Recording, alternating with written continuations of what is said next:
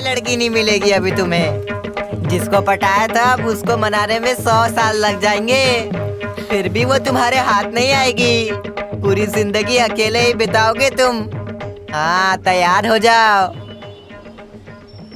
क्या है? मैंने पता कर लिया वो मैसेज किसने भेजा। किसने?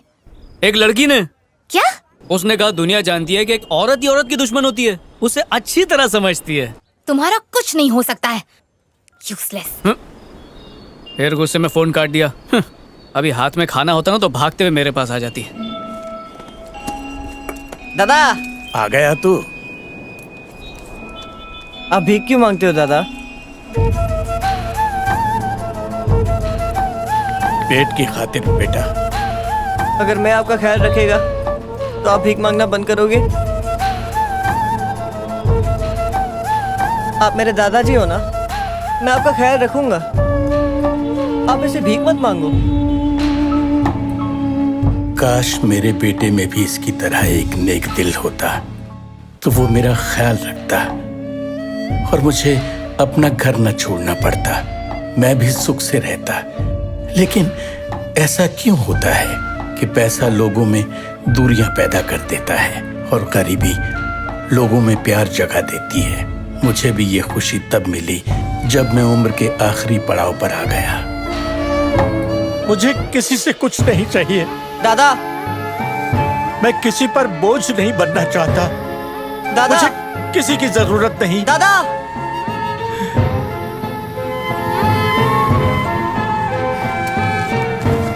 पैसा दे दिया मुझे, पैसा दे दिया मुझे, पैसा दे दिया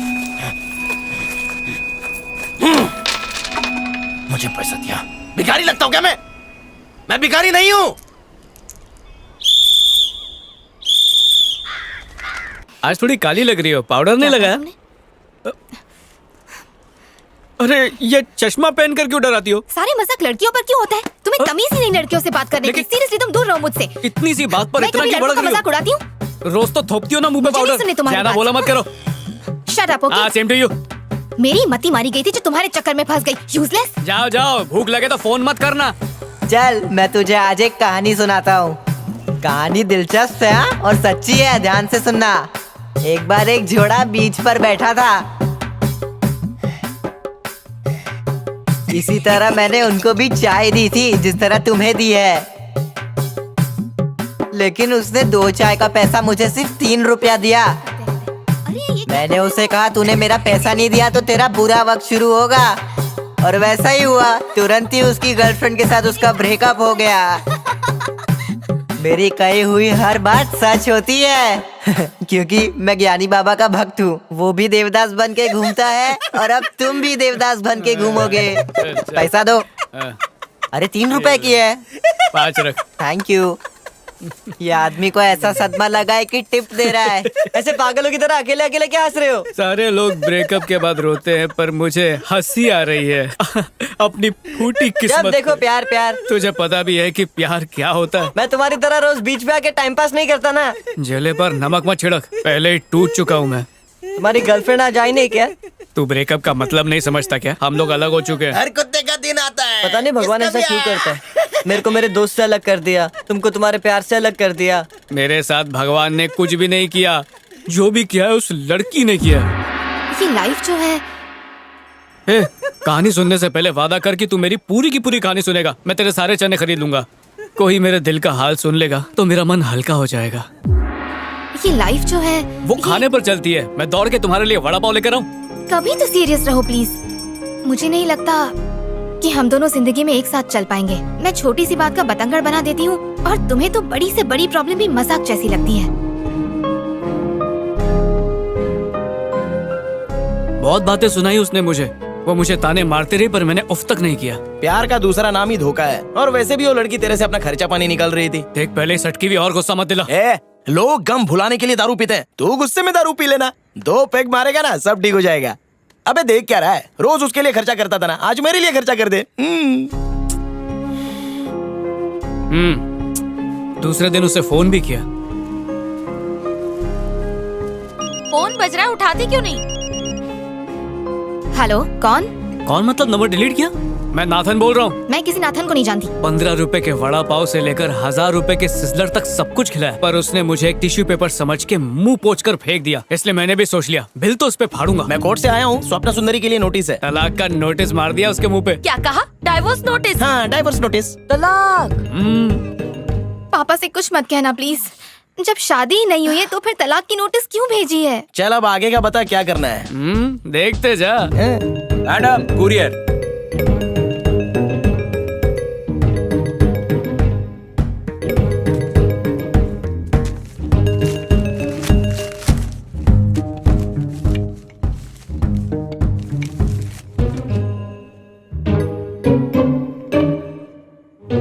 हेलो, ये किसने भेजा है? मैं कुरियर वाला हूँ, किसने दिया मुझे क्या पता। मम्मी देखो ना मम्मी। अब कौन सी आफत आ गई? क्यों चिल्ला रही है? क्या मम्मी?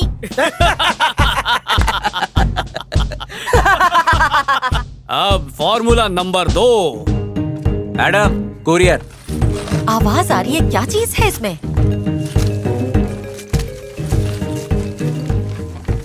हाँ वो तो एक मिनट। बोलो मम्मी। आज भी तेरा एक कुरियर आया है, क्या है? खुद ही आके देख ले। मम्मी जल्दी बोलो ना, मुझे बहुत टेंशन हो रही है। अरे उसने तेरे लिए कीले भेजी हैं। क्या? कुछ समझ नहीं आ रहा है। कीले कीले। ए कुरियर वाले, दोबारा मेरे घर में इस तरह का कुरियर लाया ना तो तेरा गला काट दूंगी, बता रही हूँ। ए आंटी, जिसने भेजा है उसको बोलो ना, मेरे को खाली पीली काय बोल रही हो।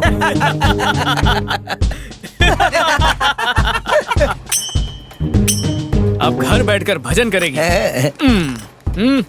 ए, आज तू तो मेरे हाथ से नहीं बचेगा। ए आंटी, कुरियर वालों को मारोगी ना, कोर्ट केस हो जाएगा। हिम्मत है तो उसे मारो जिसने भेजा है। अब ये क्या है? लिखा है कि तू इडियट है। क्या मैं इडियट हूँ मम्मी? नहीं नहीं, तू तो समझदार है। आप उसे फोन करके ना एकदम जबरदस्त झाड़ना, फिर लाइन पर आ जाएगा वो। ए, कौन है रे तू? क्या मजाक लगा के रखा है? मैं तुम्हारा होने वाला दामाद हूँ सासू माँ। तू मुझे जानता नहीं है। तो जान पहचान बढ़ाओ। यहाँ का हर एक बच्चा मुझसे डरता है। और मैं कोई बच्चा थोड़ी हूँ।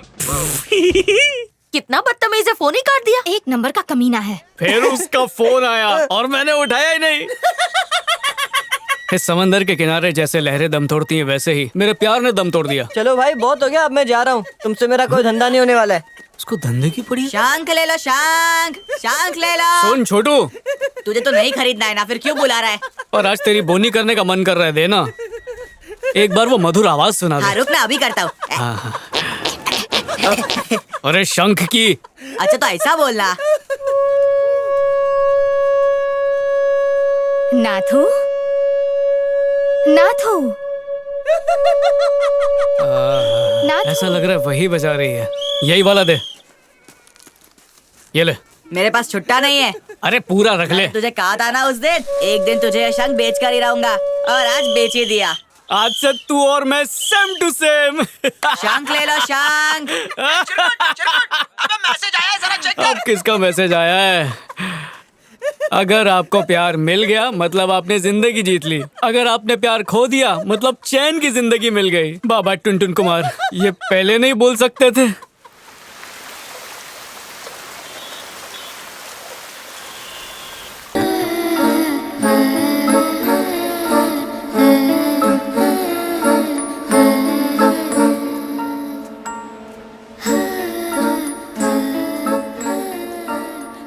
उसने चोरी नहीं की थी, उसने किसी और से उधार लिया था।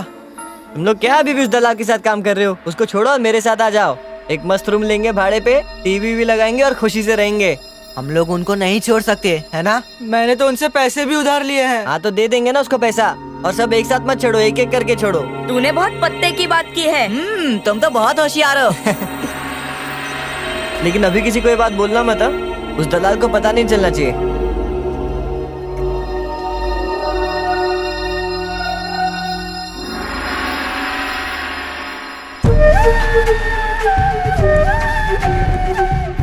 हेलो। ठीक है। दादाजी ने एक दिन अखबार में पढ़ लिया कि 1098 पर फोन करने से लावारिस बच्चों का उद्धार हो जाएगा, पर उन्हें क्या पता था कि इस चक्कर में वो गरीब लोग भी पकड़े गए जो बेघर थे, और इसी मरीना बीच ने उन बेसहारों को सहारा दिया था।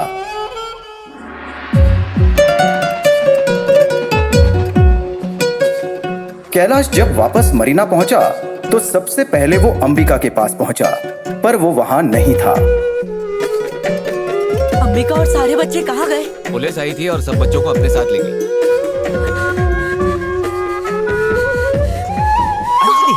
क्या हुआ बेटा? क्या हुआ? क्या खाया था तूने? ये लीजिए।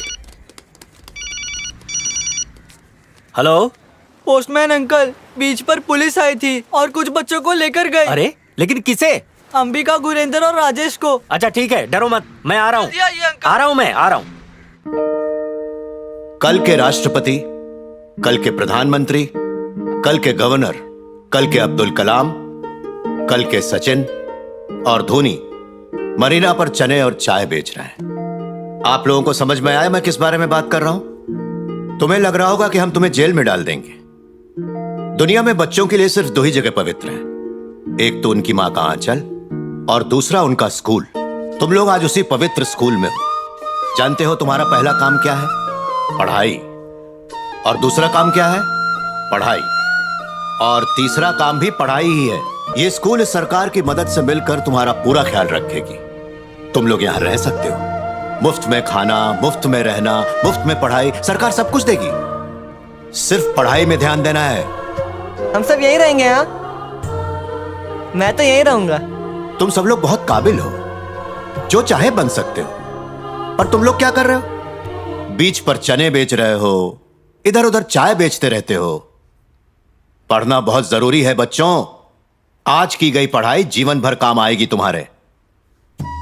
कानून कहता है कि तुम्हारे माँ बाप भी तुमको पढ़ने से रोक नहीं सकते। अंबिका, समझे? अंबिका, तुम्हारा हक है जिसे तुमसे कोई नहीं छीन सकता। यहाँ तुम्हें कोई नहीं मारेगा। बताता हूँ। तू पहले मारना बाहर तो आ। दूर, आप हाथ भी नहीं उठा सकते बच्चों पर। पढ़ाई करने का मौका मिला तो आजा। इस स्कूल को तुम लोग अपना घर समझो और इन टीचरों को अपना माँ बाप। यहाँ से तुम्हारा नया जीवन शुरू होगा। पोस्टमैन अंकल, कहाँ पर हैं सभी? वो बीच तुम लोगों के लिए सही जगह नहीं है, बल्कि ये सही जगह है। अंकल, अंबिका को बाहर लेके आओ ना अंकल। जब मैं तुम लोगों को देखता हूँ तो मुझे लगता है कि तुम लोग कुछ न कुछ जरूर बनोगे।